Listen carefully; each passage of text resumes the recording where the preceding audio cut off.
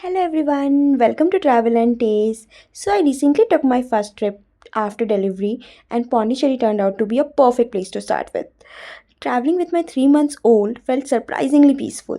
We spent quite wonderful moments in cozy cafes and beaches and exactly what I needed as a new mom. I truly recommend this charming town to any new mom looking for a gentle, relaxing and baby friendly gateway.